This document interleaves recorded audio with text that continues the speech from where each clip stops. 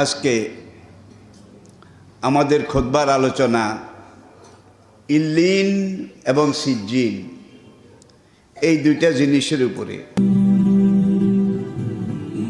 Islamic Voice. Follow Islam as your lifestyle. সাদামাটাভাবে আমরা জানি ইল্লিন এটা মহান রব্বুল আলামিনের কুদরতের কেরেশমার তৈরি একটা জান্নাতের অংশ ইল্লিন। কোরআনে পাকে মহান রব্বুল আলামিন ইরশাদ করেছেন, কাল্লা ইন্না কিতাবাল আবরারে লাফি ইল্লিয়িন। যারা নেককার, নামাজি, রোজাদার, দিনদার, ইমানদার, যারা পারফেক্ট মুসলমান, সত্যিকার আল্লাহর কাছে সারেন্ডার হয়েছে, আত্মসমর্পণ করেছে, তাদের দুনিয়ার জীবনের ভিসা শেষ হয়ে যাওয়ার পরে, দুনিয়ার হায়াতটা শেষ হয়ে যাওয়ার পরে তাদেরকে যখন কবরে দাফন করা হয়, কালা রাসূলুল্লাহ সাল্লাল্লাহু আলাইহি ওয়াসাল্লাম আল কবর আউয়ালু মানজিলিম মিন মানাজিলিল আখিরা। আখিরাতের পরকালের যতগুলো থানা আছে, চেকপোস্ট আছে, ঘাঁটি আছে, কবরটা হলো প্রথম থানা, প্রথম চেকপোস্ট, প্রথম ঘাঁটি। এখানে সওয়াল জবাব হয়, এটা আপনারা জানেন। এখানে আরেকটা জিনিস বুঝার মতো আছে, সেটা হলো আল্লাহ পাক মানুষের পাপ পুণ্য, নেকি বদি, ভালো মন্দ এটা শাস্তি দেওয়ার জন্যে কবরের কোনো দরকার নেই, কোনো জরুরতও নেই। অনেক মানুষ সুন্দরবনে কাঠ কাটতে যায়, মধু সংগ্রহ করতে যায়, তাদেরকে বাঘে খেয়ে ফেলে, তাদের তো কোনো কবরই হয় না। আবার অনেক মানুষ সাগরে মাছ ধরতে গিয়ে সেখানে ঝড় তুফান উঠে তাদের ট্রলার নৌকা ডুবে সাগরে ডুবে মরে যায়। সাগরের অসংখ্য মাছ তাদের শরীরটাকে খুঁটে খুঁটে খেয়ে ফেলে। একজন মানুষের দেহ হাজারো লাখো মাছের পেটে যায় নাকি যায় না? অনেক মানুষ আগুন লেগে তার কামরার ভিতরে জ্বলে পুড়ে ছাই আঙ্গার হয়ে যায়, শরীর বলতে কিছু থাকে না। অনেক সময় আকাশে বিমান দুর্ঘটনা ঘটে, সেখানে আগুন লেগে বিমান সহ, উড়োজাহাজ সহ মানুষ জ্বলে পুড়ে আঙ্গার হয়ে যায়। এদের কারো কিন্তু কবর হয় না, কবর হতে আমরা দেখিও না, কিন্তু তাদের দেহটা জ্বলে যায়, মাছে খেয়ে ফেলে, বাঘে খেয়ে ফেলে। তাদের রুটা কিন্তু চিরন্তন, কালোজয়ী, অমর। রু কিন্তু কারো মরে না। দেহের মৃত্যু আছে, ধ্বংস আছে, শরীরটা পচে যায়, গলে যায়, কিন্তু রুটা মরেও না, পচেও না, গলেও না। রু আলমে আরওয়াহ থেকে প্রথমে মায়ের পেটে এসেছে। মায়ের পেটে নির্ধারিত একটা সময় থাকার পরে রু একটা শরীর নিয়ে, বাচ্চা শিশুর দেহ নিয়ে দুনিয়াতে এসেছে। দুনিয়াতে কতদিন থাকবে, হায়াত যেটাকে আমরা বলি, এটা কোনো মানুষ জানে না, কোনো প্রাণী, কোনো জীব জানে না। কিন্তু যেখান থেকে রুটা পাঠানো হয়েছে সেখানে এটার দপ্তর আছে, দিওয়ান আছে, খাতা আছে, হিসাব আছে। কোন রু দুনিয়াতে দেহ নিয়ে কত বছর থাকবে এটার একটা সীমা রেখা সেখানে নির্ধারণ করা আছে। যেটাকে কোরআন বলছে লেকুল্লে নাফসিন আজাল, প্রত্যেকটা জীবের জন্য আমি একটা সময় নির্ধারণ করে দিয়েছি। ফায়জা যা আজালুহুম লা ইয়াস্তাখিরুনা সাআতাও ওয়ালা ইয়াস্তাকদিমুন।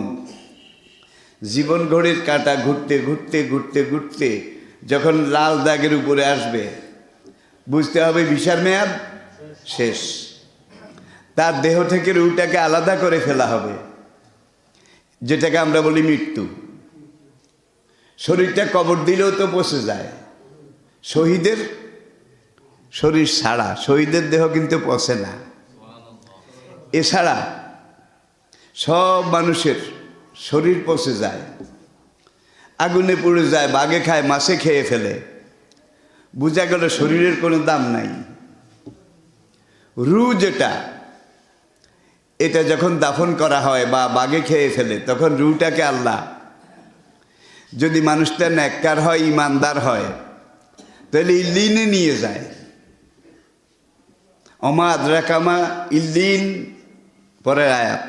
হে নবী, আপনি কি জানেন ইল্লিন কি? ইল্লিন কোথায়?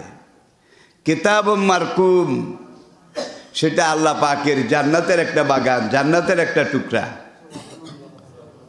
নামাজি, রোজাদার, ইমানদার, দিনদার, তাদের রুহটা কবজ হওয়ার সঙ্গে সঙ্গে, বাঘে খাইলেও তো রুহ কবজ হয়, আগুনে পুড়ে মরলেও রুহটা দেহ থেকে আলাদা হয়। আলাদা হলে মালিকুল মউত আজরাইল, তার একদল সঙ্গী সাথী ফেরেশতা, যাদের সংখ্যা তাফসিরে লেখা হয়েছে 70,000। এক একজন মানুষের রূহ নিয়ে 70,000 ফেরেশতা আসমানের দিকে যায়। আসমানের দিকে গিয়ে প্রথম আসমান, সেখানে গিয়ে কলিং বেল টিপে, আসমানের দরজার কড়া নাড়ে।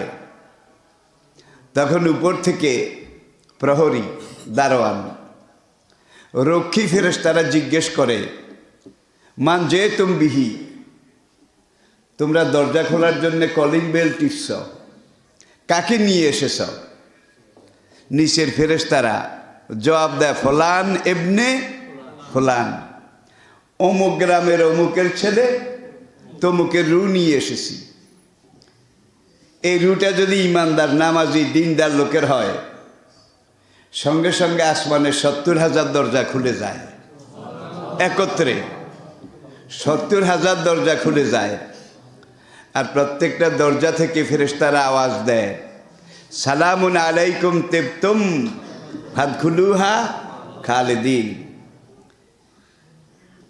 এরপরে ফেরেশতারা বলে, হ্যাঁ, একটু আগে আমাদের এই দরজার গেইটে, আসমানের প্রত্যেকটা দরওয়াজায় আল্লাহ পাকের পক্ষ থেকে একটা ব্লু কার্ড, একটা নীল রঙের চিঠি এসেছে। সেই চিঠিতে লেখা আছে, অমুক গ্রামের অমুকের ছেলে তমুক, ফলান এবনে ফলান, সে আমি আল্লাহর রয়্যাল গেস্ট, রাজকীয় মেহমান। তোমরা এই মুহূর্তে তাকে রিসিভ করো, তার রূহটাকে স্বাগত জানাও, তার রূহটাকে ওয়েলকাম করে ইল্লিনে নিয়ে আসো। সাহাবায়ে কেরাম আরজ করলেন, ইয়া রাসূল আল্লাহ, ইল্লিন কোথায়? এটার পরিচয় কি? নবী বললেন, 7 আসমানের উপরে, সিদরাতুল মুনতাহা পেরিয়ে, আলমে নাসুত পেরিয়ে, আলমে মালাকুত পেরিয়ে আল্লাহ পাকের খোদাই সিংহাসন, ওয়াসিআ কুরসিয়ুহু সামাওয়াতে, আল্লাহ পাকের যে আরশ, সেই আরশের নিচে হলো ইল্লিন। ইল্লিনের ছাদের উপরে আল্লাহর আরশ। আমি কি বুঝাতে পেরেছি? এটা বেহেশতের একটা টুকরা, বেহেশতের একটা বাগান।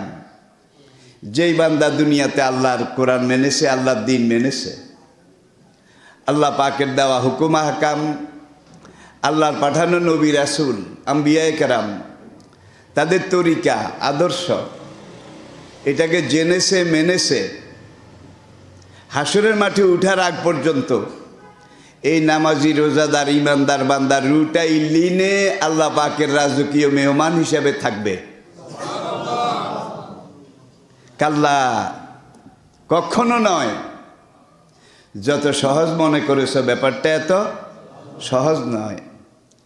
ওইন্না কিতাব আল ফুজ্জারে লাফি সিজ্জিন, ফাজরন ফাসেক সীমা লঙ্ঘনকারী, ফুজ্জার বহু বচন, বেনামাজি বেরোজদারি ফাসেক ফুজ্জার, কাফের বেঈমান নাস্তিক মুরতাদ, সুদখোর ঘুষখোর নেশাখোর ইয়াবাখোর, জেনাকার ব্যভিচারী সীমা লঙ্ঘনকারী, তাদের রুটা যাবে সিজ্জিনে।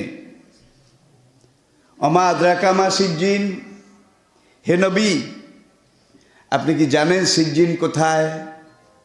কেতাব মারকুম, সেটাও আল্লাহ পাকের জাহান্নামের একটা টুকরা, জাহান্নামের একটা অংশ। এখন ফেরেশতারা নূরের তৈরি, যেই কোনো মানুষ মারা যায় ফেরেশতা রু নিয়ে আগে উপরের দিকে যায়। ফেরেশতাদের গতি উপরের দিকে, সেখানে গিয়ে ওই আগের মতো কলিং বেল টিপে দুয়ারের কড়া নাড়ে। তফসিরের মধ্যে লেখছে ভাইয়ুগলাকুল আবওয়াব, দরজার কড়া নাড়ে। উপর থেকে দারোয়ান রক্ষী গার্ড, সেই ফেরেশতারা জিজ্ঞাসা করে মান যে তুম বিহি, দরজা খোলার পারমিশন চাচ্ছ, কাকে নিয়ে এসেছ? তখন নিচের বাহক যারা রুটা নিয়ে যায় তারা জবাব দেয় ফলান ইবনে ফলান, ওই আগের মতো অমুক গ্রামের অমুকের ছেলে তমুক, তার রুটা নিয়ে এসেছি। তখন উপরের ফেরেশতারা জবাব দেয় লানাতুল্লাহে আলাই ও গাজাবুল্লাহে আলাই, আল্লাহর লানত, আল্লাহর গজব তার উপরে পড়ুক। আল্লাহ তাকে 70 বছর 80 বছর ভিসার মেয়াদ দিয়ে দুনিয়াতে পাঠিয়েছিল, কিন্তু সে আসমানের দুয়ার খোলার মতো কোনো নেকামল, আল্লাহু আকবার, ইল্লিনে যাওয়ার মতো কোনো নেকামল সে করেনি। তার জন্য দরজা খোলা নিষেধ। কিছুক্ষণ আগে উপরে ফেরেশতারা বলবে আমাদের কাছে একটা রেড লাল কার্ড এসেছে, লাল কার্ড। সেই কার্ডে লেখা আছে অমুকের ছেলে তমুক, তার রুটে আসতেছে, ফেরেশতারা নিয়ে আসতেছে। তার জন্যে কিন্তু আসমানের দরজা খোলা নিষেধ, খোলা যাবে না। ফেরেশতারা আরেক দরজায় যাবে, সেখানে গিয়ে আবার নক করবে। এখানেও একই কথা, লানাতুল্লাহ আলাই ও গাজাবুল্লাহ আলাই, আল্লাহর লানত, আল্লাহর গজব তার উপরে পড়ুক। যেটাকে কোরআনের আরেক আয়াত বলেছে লানাতুল্লাহ আলাইহিম, তাদের উপর আল্লাহ লানত, অল মালায়েকাতে অন্নাসে আজমাইন, পুরা সৃষ্টি জগতের অভিশাপ। দরজা খোলা যাবে না, কয়েক দরজায় যাবে, প্রত্যেক দরজা থেকে একই জবাব। রেড কার্ড আছে তার নামের জন্যে, তার রুয়ের জন্যে দরজা খোলা নিষেধ।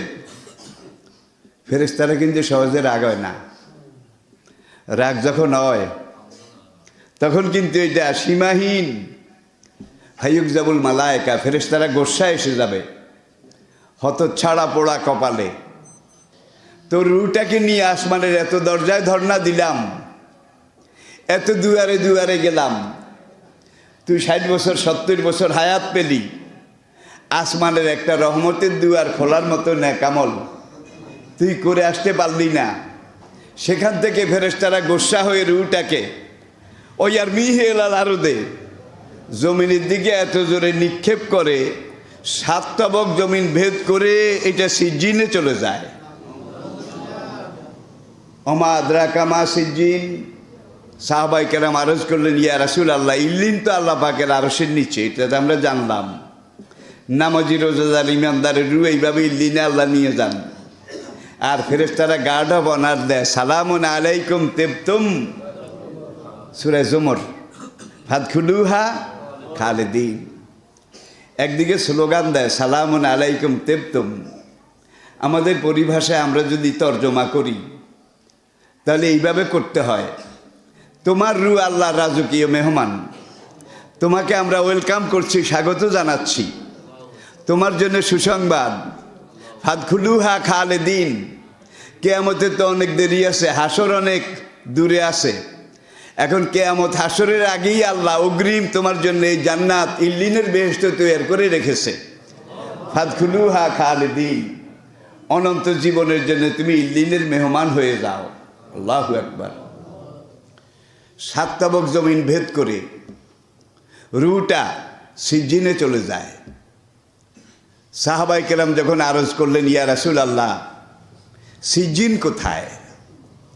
নবীজি জবাবে বললেন, 7 তাবক জমিনের নিচে আল্লাহ পাকের জাহান্নামের একটা কয়েদখানা আছে, দোজখের একটা টুকরা আছে, দোজখে যত রকমের শাস্তি আছে, যত রকমের ভোগান্তি আছে, সিজ্জিনে তার সব কিছু আছে। তাইলে বদকার বেনামাজির রু যাবে সিজ্জিনে, নেককার ইমানদার দিনদারের রু যাবে ইল্লিনে। কোন সময়ের জন্যে? কিয়ামত হয়ে হাসরের মাঠে উপস্থিতের আগ পর্যন্ত। হাসরের ময়দান যখন কায়েম হয়ে যাবে,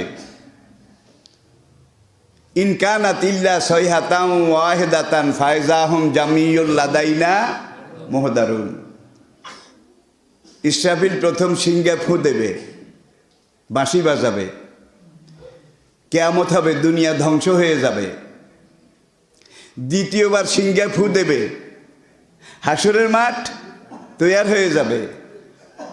তৃতীয়বার, এটাকে তাফসিরে বলা হয়েছে নফখাতুন সালেসা, তৃতীয়বার সিংহে ফুক যখন দেবে, তখন জমিন ফুড়ে ফুড়ে, হাসরের মাঠের জমিন ফুড়ে ফুড়ে ধানের চারা যেরকম উঠে, বিভিন্ন বীজের গাছ যেরকম উঠে, এভাবে লক্ষ লক্ষ লক্ষ লক্ষ মানুষ, বদকার সিজ্জিনে যারা ছিল তারা নিচের থেকে উঠবে, আর ইল্লিনে যারা ছিল তারা সেখান থেকে ফেরেশতাদের বেষ্টনী আহলান সাহলান এটা বলতে বলতে নূরের শামিয়ানা মাথার উপরে দিয়ে, নূরের টুপি মাথায় দিয়ে তাদেরকে হাসরের ময়দানে হাজির করা হবে।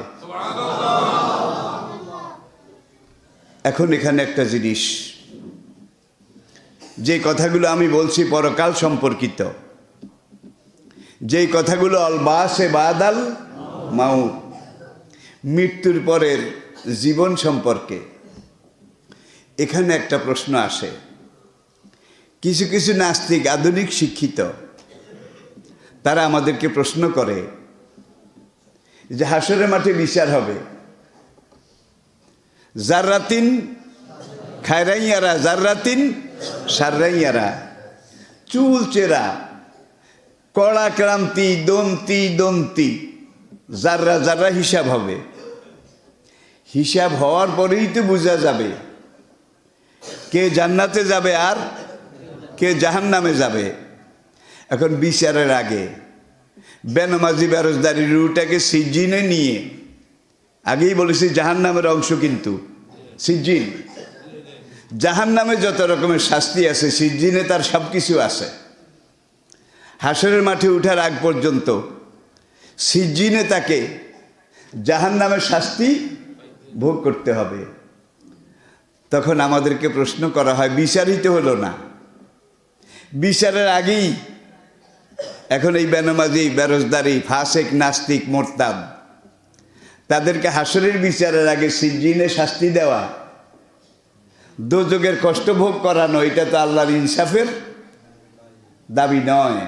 বিচারের পরেই তো শাস্তি হবে, এটা কি? এই প্রশ্নের জবাবে আমি বলে থাকি যে দুনিয়ার জেলখানাগুলোতে 2 রকমের জেলখানা আছে। একটা হলো গারদ, গারদ, আর একটা হলো ক্লাস। যারা সম্মানী রাজমন্ত্রী, মন্ত্রী, মিনিস্টার, তারাও তো জেলে যায়, নাকি যায় না?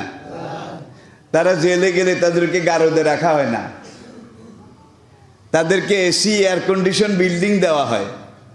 বিচার কিন্তু এখনো হয় নাই, মামলা হয়েছে, মামলার পরে ওয়ারেন্ট হয়েছে, মন্ত্রী সাহেব অ্যারেস্ট হয়েছে, বিচার হইতে কিন্তু অনেক দিন লাগবে, অনেকগুলো স্তর পার হওয়া লাগবে। এখন মন্ত্রী সাহেব জেলখানায় আছে, এই জেলখানায় মন্ত্রী সাহেব কী খায়? বিল্ডিংটা এয়ার কন্ডিশন, সেখানে ফ্রিজ আছে, কি সেখানে সব রকমের সুযোগ সুবিধা আছে। জেলখানায় তারে এই গোটা গোটা মুরগি, ফিস্ট, রোস্ট, রাজকীয় খানা এগুলা খাওয়ায়। নাকি? শুধু একটাই অসুবিধা, বাইরে হইতে পারে না, জেলখানা।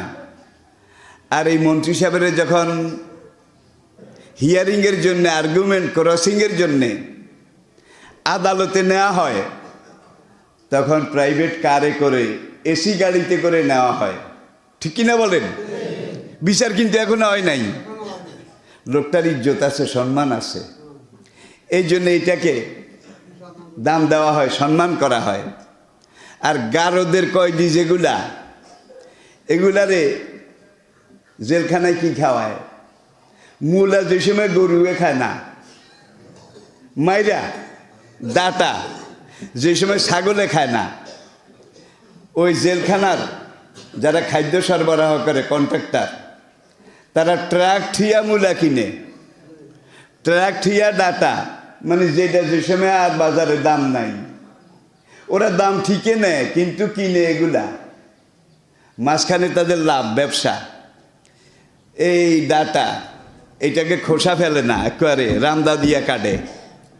মূলাকে এইভাবে কেটে কেটে কোনো রকম একটু হলুদ মরিচ দিয়ে সিদ্ধ করে, রান্না করা বলা যাবে না, এই কয়েদিদেরকে খাওয়ায়, ঠিক কিনা বলেন? আর সম্মানিত কয়েদি হইলে তাকে এয়ার কন্ডিশন রুমে রাখে, বড় বড় মোরগ, বড় বড় কারি, ভালো ভালো খানা খাওয়ায়। জেলখানায় নেওয়ার সময় যখন গেট দিয়ে ঢুকে পুলিশেরা স্যালুট দেয়, নাকি দেয় না? আদালতে যাওয়ার পরে তাকে বসতে দেওয়া হয়, হিয়ারিং, আর্গুমেন্ট এগুলো হয়। এটা হলো বিচারের প্রক্রিয়া। এখন মন্ত্রী সাহেবের এসি গাড়িতে করে নিল, কোনো কষ্ট দিল না।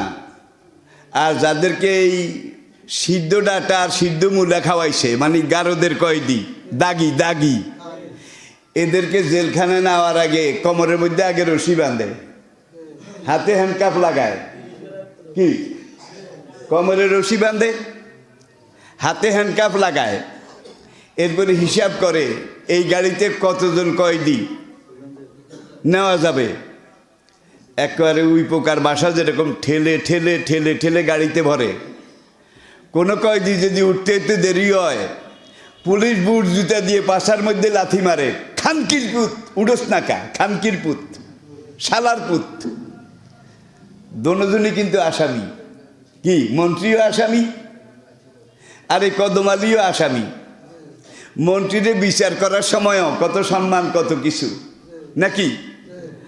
আর এই দাগি কয়েদি আসামি, তাদেরকে জেলে নিতেও গুতা খাওয়া লাগে, রাইফেলের বাদ দিয়ে গুতায়। খানকির পুত ছাড়া তো পুলিশেরা কয় না।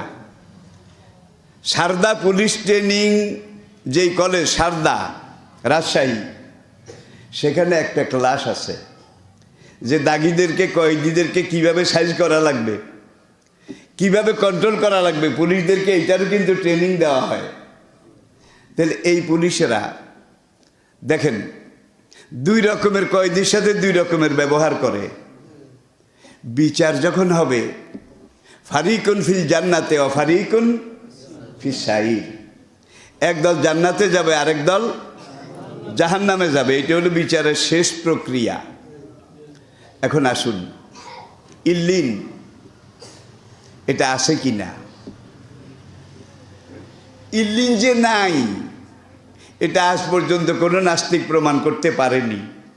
কি আল্লাহ কোরআনে বলছেন আছে, আমরা যারা আল্লাহতে বিশ্বাস করি তারাও বলছি আছে, সমস্ত নবী রাসূল বলছেন আছে, যুগে যুগে নবীদের যত সাহাবী অনুসারী তারা বলছেন আছে, ঠিক কিনা বলেন? পরকাল আছে কিনা, এটাও একটা প্রশ্ন।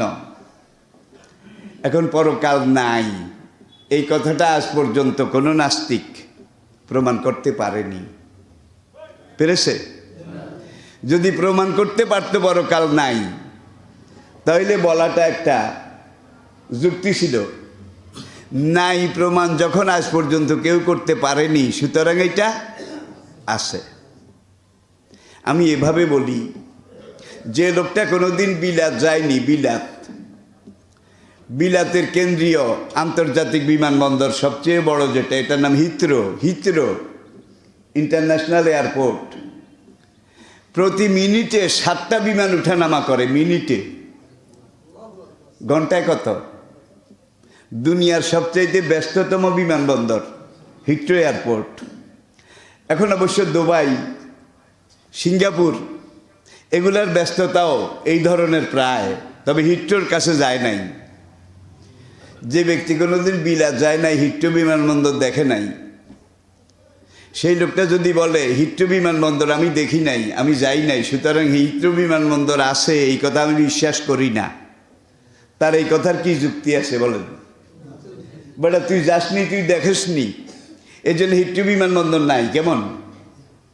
পরকাল কেউ দেখেনি, এই জন্য পরকাল নাই। বরং তুমি বলতে পারো আছে কি না এটা আমার জানা নাই, হিথ্রো বিমানবন্দর বলতে কিছুই নাই। এটা তো কথা হইল না, গাড়ুয়ামি, তেড়ামি, বিটকেমি। বরং এর দূরে আপনি বলতে পারেন আসলে হিথ্রো বিমানবন্দর আছে কি না এটা আমার, আপনি বলতে পারেন আসলে পরকাল আছে কি না এটা আমার জানা নাই। কিন্তু পরকাল নাই। আমাদের নবী মেরাজের রাতে আল্লাহ পাক তাকে পরকালের জান্নাতি জাহান্নামী, জাহান্নামে তারা কিভাবে থাকবে, কিভাবে শাস্তি হবে, এটা নবীকে আল্লাহ বোধহয় দেখাই দেন নাই। নবী বোধহয় দেখেন নাই। জান্নাতও সফর করেছেন, জাহান্নামও সফর করেছেন। কে? আমাদের নবী। একজন নবীর নসিবে আল্লাহ এটা করেছেন। তিনি দেখে এসে বলেছেন জাহান্নাম এরকম, জান্নাত এরকম। ঠিক না বে ঠিক? আর পরকাল আছে।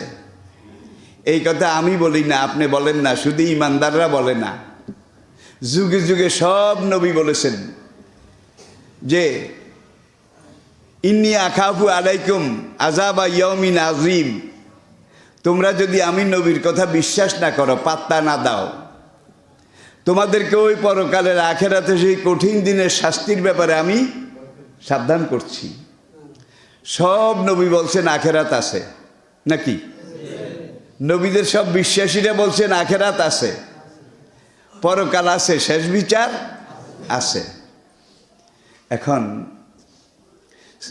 ইল্লিন, ওখানে যাওয়া তো কারো কুয়ত নাই, কুয়ত। 7 আসমান পেরিয়ে সিদরাতুল মুনতাহা, বাইতুল মামুর, আলমে নাসুত, আলমে মালাকুত পেরিয়ে ইল্লিন আসে না নাই, এটা দেখার হ্যান্ডম। হ্যান্ডম বুঝেন তো? এইটা বোধহয় কোনো নাস্তিকের কোনো যুগে ছিল? আছে? সম্ভব? যাবে কিভাবে? সূর্যটা কিন্তু, বিল্ডিংটা 7 তলা, সাবা সামাওয়াতিন তেবাকা, আহুয়াল্লাযী খালাকালাকুম মা ফিল আরদি জামিয়া সুম্মা ইস্তাওয়া ইলা সামায়ে ফাসাওয়াহুন্না সাবা সামাওয়াত। কোরআনের অনেক আয়াতে আল্লাহ পাক বলছেন আসমান 7টা, 7টা স্তর। বলতে গেলে আমি শেষ করতে পারবো না, সময় আমাদেরকে ইন্টারভেল দিচ্ছে। তাহলে বিল্ডিংটা 7 তলা, জমিন থেকে প্রথম আসমানের নিচের পিঠ, এটা দূরত্ব যে দূর। প্রথম আসমানটার পুরুত্ব তার চাইতে 70,000 গুণ পুরুত্ব। পুরুত্ব বুঝাইতে পারছি? ডেপথ, ডেপথ, দবজ, দবজ মোটা। জমিন থেকে প্রথম আসমানের উপরের পিঠ, গাণিতিক হিসাব বাড়বে, 7তম আসমান আপনি পার হবেন। ফর রেফারেন্স, রেফারেন্সের জন্য আপনারা উলামায়ে কেরাম দেখতে পারেন তাফরিহুল আজকিয়া ফি আজকারিল আম্বিয়া, একটা আকর গ্রন্থ, নির্ভরযোগ্য একটা গ্রন্থ, একটা কিতাব। সেখানে এই দূরত্বের একটা পরিমাপ দেয়া হয়েছে। আমি নিজের থেকে বলি নাই, তাহলে বোঝা যায় ওইটা। আর অজাইয়ান্না সামা আর দুনিয়া বেমাসাবি, দুনিয়ার আসমান।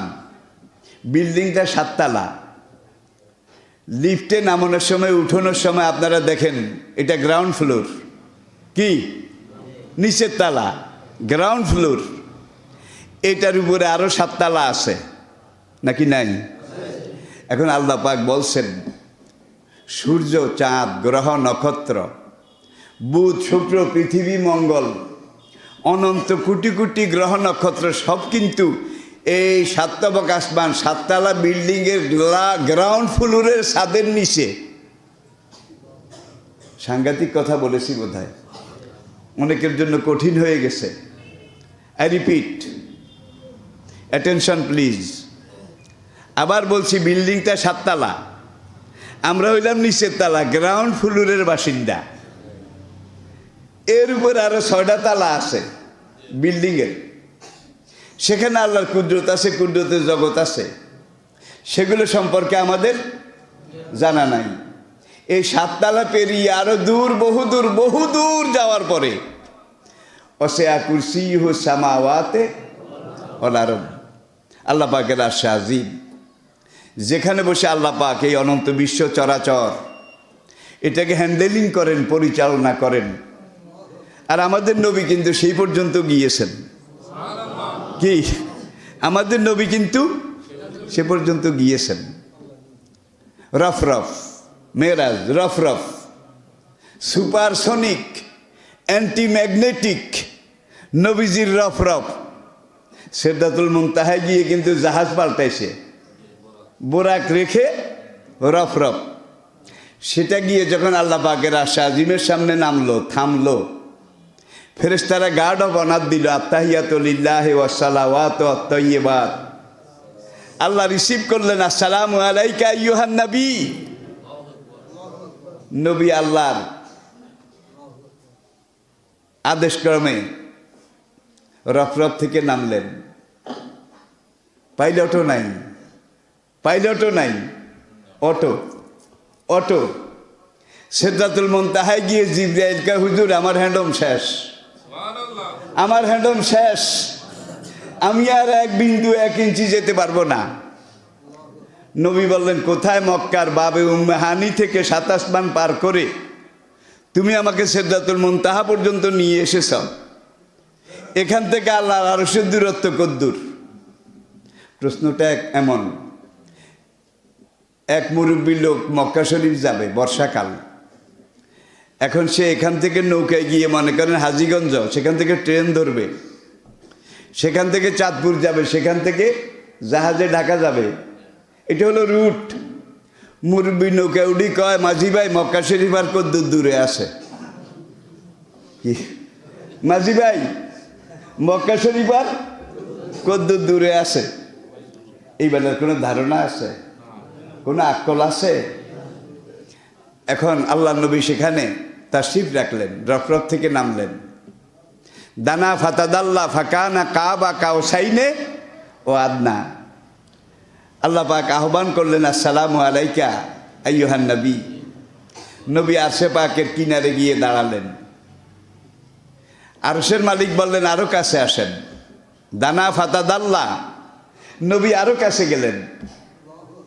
আরশের মালিক বললেন, আরো কাছে। নবী আরো কাছে গেলেন। এইভাবে 3 বার নবী আরশের সাথে একবারে লাগোয়া হয়ে দাঁড়ালেন, তাশরিফ রাখলেন। আরশের মালিক এবার বললেন, আপনি আমার আরশে আজিমের উপরে উঠুন। শত হলো স্রষ্টা এবং সৃষ্টি, খালেক এবং মাখলুক। যত বড় নবী হোক, আরশে আজিম আল্লাহর সিংহাসনে উঠতে নবী একটু ইতস্তত, সংকোচ বোধ করতেছেন। আল্লাহ বললেন, আপনি আমার আরশের উপরে উঠুন। নবী বললেন, কেন ডেকেছেন? আদেশ করুন, কি বলবেন বলুন। এখানে ওঠা লাগবে কেন? আমার তো এর সাহস নাই। আল্লাহ এবার বললেন, আমি খোদাই যদ্দূর, আপনি নবীর নবুয়ত এদ্দূর। আমি খোদাইর এলাকা যত বড়, আপনি নবীর নবুয়তের এলাকাও তত বড়। আমি খোদা রব্বুল আলামিন, আর আপনি রহমতুল লিল আলামিন। আর আপনাকে যেটা দিয়েছি এটা যিকরুল লিল আলামিন। আল্লাহু আকবার, যিকরুল লিল আলামিন। পুরো বিশ্ব জগতের জন্য এই কোরআন, পুরো বিশ্ব জগতের জন্য এই নবী। আমাদের নবীর আগে বিভিন্ন নবী কিন্তু আঞ্চলিক, এলাকা ভিত্তিক, কিন্তু একমাত্র নবী যাকে এনসাইক্লোপিডিয়া ব্রিটানিকা বলেছে, Muhammad is the superman of the world. Muhammad, peace be on him, sallallahu alayhi wasallam, is the superman of the world. জগতের সবচাইতে পরিপূর্ণ ব্যক্তি, ইনসানে কামেল। Holy Quran is the super book of the world. আর নবী যেটা নিয়ে এসেছেন এটা জগতের সবচাইতে পূর্ণাঙ্গ ধর্মগ্রন্থ আল কোরআন। এবার আল্লাহ বললেন, আপনি যদি আরশের উপরে না উঠেন তাহলে আপনার নবুয়তের এলাকা এটা আপনাকে অবজার্ভ করানো যাবে না, পর্যবেক্ষণ করানো যাবে না। আরশের উপরে না উঠলে আপনার নবুয়তের পুরো এলাকা আপনি দেখতে পাবেন না। সুতরাং আপনাকে আরশে আজিমের উপরে উঠতে হবে। মুসা আলাইহিস সালামের মেরাজ কোহে তুরে আমরা জানি, ইব্রাহিম আলাইহিস সালামের মেরাজ নমরুদের জ্বলন্ত অগ্নিকুণ্ডে। কি এইভাবে এক এক নবীর মেরাজ দুনিয়াতে এক একভাবে হয়েছে, কিন্তু আমাদের নবীর মেরাজ আল্লাহ পাকের আরশে আজিম, জেনারেল হেডকোয়ার্টার্স। এখন তাইলে আমরা জানলাম ইল্লিনে নেককার বান্দারা বেহেশতে থাকবে, সেই বেহেশত থেকে ফেরেশতারা ওয়েলকাম করে তাদেরকে হাসরের মাঠে হাজির করবে। হাজির করার পর আল্লাহ পাক বলবেন তোমাদের কোনো হিসাব টিসাব নাই। ফাসাফা ইউহাসাবু হিসাবান ইয়াসিরা। ইল্লিনে যারা জায়গা পেয়েছে তাদের হাসরের মাঠে আর কোনো প্রশ্ন করার দরকার নাই, ডাইরেক্ট তোমরা জান্নাতে চলে যাও। খালিদিনা ফিহা আবাদা, সেখানে অনন্তকাল তোমরা জান্নাতের সুখ শান্তি এটা ভোগ করো। আর বিচার হবে বেনামাজি, বেরোজগারি, ফাসেক, সুজ্জার। শুধু বিচার না, বাঁশডলা বুঝেন? বাঁশডলা ওই যে গারদের কয়েদি, আদালতে যাওয়ার সময় পুলিশের লাঠির গুতা, পুলিশের গুটি, বুটের লাথি, এগুলা খাওয়া লাগে কিনা? আর এই বেনামাজি, বেরোজগারি, ফাসেক, ফুজ্জার মানে হাসরের দাগি আসামি, এরা আদালতের বিভিন্ন জায়গায় যাবে। আর সব জায়গায় ফেরেশতারা ওই পুলিশের মধ্যে কাউকে গুতাবে, কাউকে লাইতে হবে। এইভাবে তাদের অবস্থানটা হবে। এখন শেষ করতে পারছি না, কিন্তু কোরআনের কথার কি শেষ আছে? কুল কিনারা আছে? 1970 সালে রাশিয়া এবং আরও 4টা দেশ, আমেরিকা, জার্মানি, ফ্রান্স, এই 4টা দেশের একদল ভূবিজ্ঞানী জমিন সম্পর্কে যারা গবেষণা করে, জমিনের অবস্থানটা কি, জমিনের ফিটনেসটা কেমন, স্তর পর্যায় কেমন, তারা নিচের দিকে খনন কাজ শুরু করলো। খনন কাজ করতে করতে তারা প্রথম পেল জমিনের একটা স্তর, মাটি, পানি, জল, মাটি, পানি আর ওই কাদা মাটি। এরপরে তারা আরও নিচে গেল, যাওয়ার পরে দেখলো সেখানে জমিনের স্তরটা হলো মাটি, লোহা এবং পাথর। এরপরে তারা খুঁড়তে খুঁড়তে আরও নিচে গেল, গিয়ে দেখলো এখানে শুধু গ্যালভানাইজ আয়রন, এমন ধরনের লোহা জমিনের শেষ স্তরটা এমন লোহা দিয়ে তৈরি করা হয়েছে যে লোহাতে মরিচা পড়ে না, জঙ্গে ধরে না। শেষ স্তর এটাকেও ড্রিল মেশিন দিয়ে খনন করে তারা নিচে গেল। এইভাবে জমিনের উপর থেকে তারা 11 কিলোমিটার নিচে গেল। 11 কিলোমিটার, হিসাব করেন। নিচে যাওয়ার পরে তারা দেখলো সেখানে আরেকটা স্তর, শেষ স্তর। এই স্তরটা গ্যালভানাইজ আয়রন এবং এক ধরনের মহামূল্যবান পাথর, গ্যালভানাইজ মরিচাবিহীন লোহা আর মূল্যবান পাথরে ঢালাই করা জমিনের এই স্তরটা। অনেক চেষ্টা করলো তারা, আরো ভিতরে 11 কিলোমিটার গেছে, দেখেন আরো ভিতরে যাবে। সেখানে তারা যখন মেশিন লাগালো, ড্রিল মেশিন লাগালো, লাগানোর পরে তারা দেখলো মেশিন কাজ করে না। এমন পাথর এমন লোহার ঢালাই দিয়ে, আর সেখানে টেম্পারেচার তাপমাত্রা ৭,০০০ ডিগ্রি সেলসিয়াস, ৭,০০০ ডিগ্রি সেলসিয়াস। ২২০০ ডিগ্রিতে লোহা গলে পানি হয়ে যায়, ২২০০ ডিগ্রিতে। ৭,০০০ ডিগ্রিতে কি গলে? খাইছে রে খাইছে। এরপরে তারা আর নিচে যেতে পারে না, জমিনের মূল স্তর থেকে তারা ১১ কিলোমিটার নিচে গেছে। আর এই গর্তটার নাম তারা দিয়েছে কোলা সুপার বিগ হোল। কোলা super big hole. Russia America তাদের মৃত্তিকা বিজ্ঞানী তাদের এই খোদাই করা এই গর্তটা ১১ কিলোমিটার, সেখানে গিয়ে যে স্তরটা পেয়েছে সেখানে তাপমাত্রা ৭,০০০ ডিগ্রি সেলসিয়াস, কিন্তু সেখানে পাথর এবং লোহা ঢালাই করা জমিনের যে শেষ স্তর, এটা গরম হয় না, এটা গরম হয় না। এটা আবার কি? বিজ্ঞানীরা চিন্তা করলো ৭,০০০ ডিগ্রি সেলসিয়াস তাপমাত্রা, টেম্পারেচার, কিন্তু এই পাথর গ্যালভানাইজ আয়রন এটা গলে না। বহু চেষ্টা করে যখন খুঁড়তে পারলো না, তারা এখানে ড্রিল মেশিন লাগালো, মুভিং ক্যামেরা লাগালো, যে খুঁড়তে পারছি না, ভিতরে যেতে পারছি না, দেখি ভিতরে কিছু আছে কি না।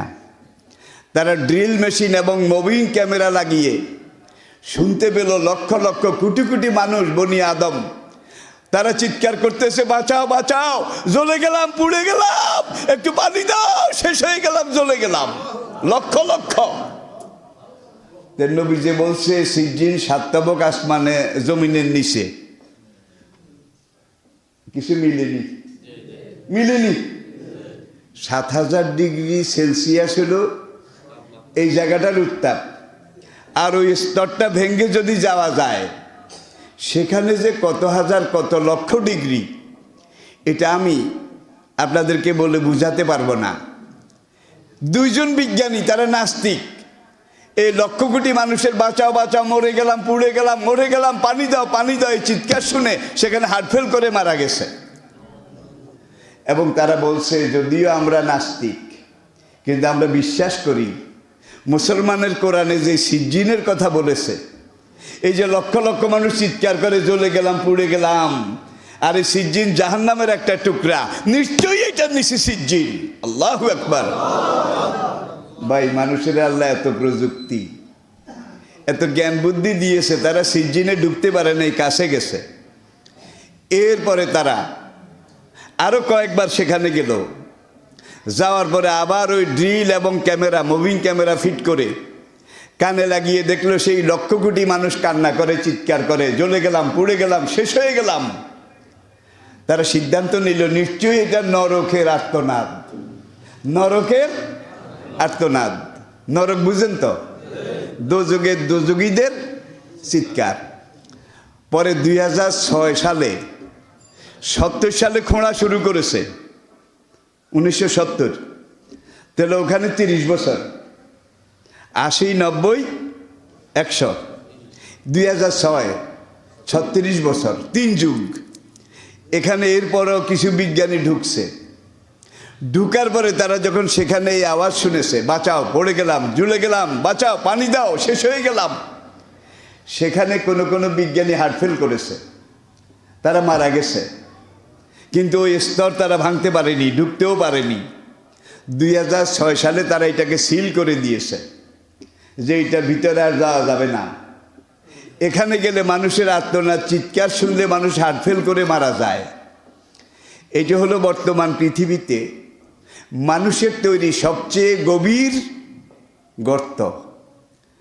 কোলা super deep bore hole, I repeat, Kola super deep bore hole, Russia এবং সাইবেরিয়ার মাঝখানে, যেটাকে ২০০৬ সালে সিল করে দেওয়া হয়েছে, যে না, এখানে যাওয়া যাবে না।